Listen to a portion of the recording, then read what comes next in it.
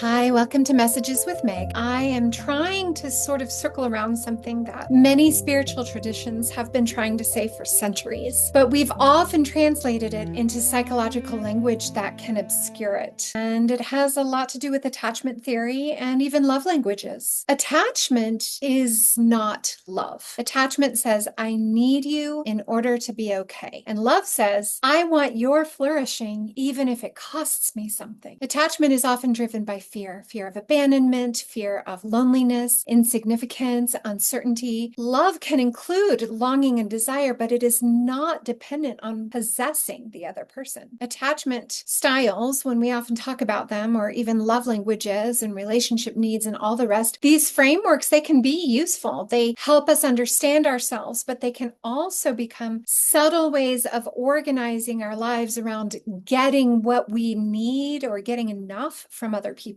I need words of affirmation, or I need physical touch. Physical touch is my love language. I need constant reassurance. I need you to make me feel secure. And some of these are legitimate human desires, but some of them are wounds asking to be healed. And the problem comes when we begin calling all of it love. Jesus' love was radically different. He loved people who misunderstood him, abandoned him, betrayed him, and ultimately killed him. He did not stop loving them when they stopped meeting his needs. Yet he also did have healthy boundaries. He walked away from crowds. He disappeared to pray. He said no. He did not entrust himself to everyone. Sacrificial love wasn't self-abandonment. It was fullness overflowing, and that's a very different thing. Many of us have confused healing with finding the right person to attach to. We believe that if someone finally loves us correctly, consistently, intensely enough, the ache inside of us will disappear. But no human being can carry that weight. Not because they are unwilling, but because they are human. And so we suffer. We suffer because we ask finite people to resolve infinite hunger. The mystics often spoke about this. The deepest longing beneath every longing is not actually for a partner, a parent, a friend, or a child. It is for union with God, with love itself, with the ground of our very being. We keep trying to satisfy that longing through attachment to other humans, and then we are bewildered when they can't sustain it. But they can't sustain it. And the church has perpetuated this usury with books and sermons and demands on both men and women, mostly women, to heal and give and fix. And that doesn't mean we stop loving people. It means we stop making them responsible for our wholeness. Then relationship becomes a gift rather than a rescue mission. Perhaps another way of saying it is attachment asks, will you stay so I can feel safe? And love asks, how can I honor the sacredness of who you are? And maybe maturity is learning that our healing cannot come from being chosen by another person. It comes from becoming rooted enough in love itself that we can choose others freely without needing them to complete what was never theirs to complete, or needing them to keep us from doing something we don't want to do, or needing them to satiate our addiction. And that feels very close to something I've heard woven through my own work with women in the past 15 years. So many survivors were taught that salvation would come through attachment to a husband, a church, authority, some sort of leader, or a family system. And much of their healing actually begins when they discover that their deepest source of belonging was never supposed to be outsourced to anyone else in the first place. Abusive men are often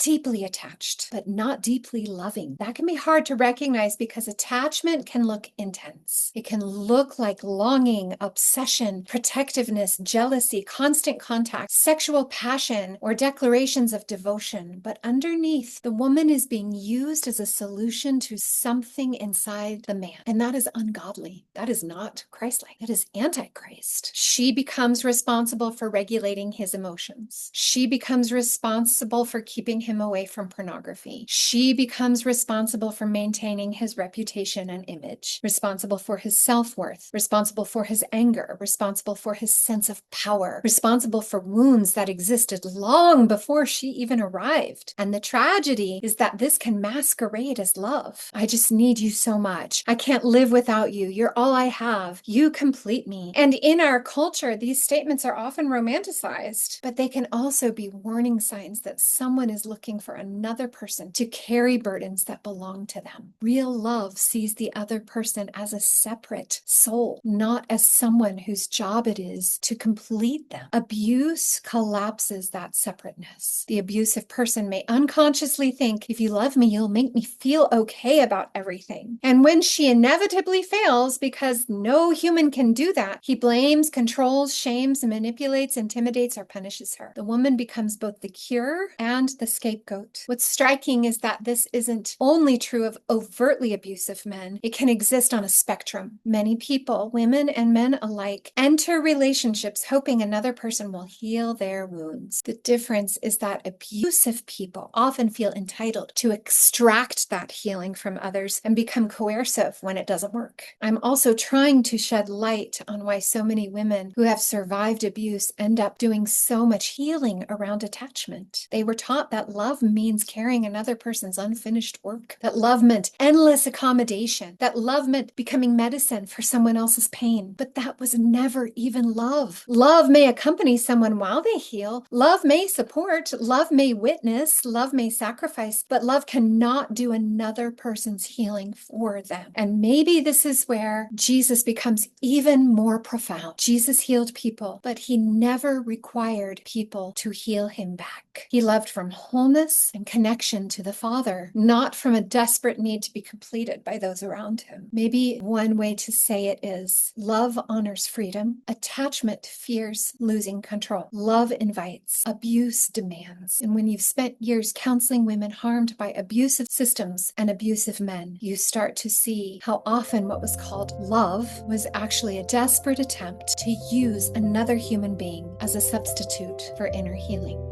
Thank you so much for listening. I look forward to seeing you again soon.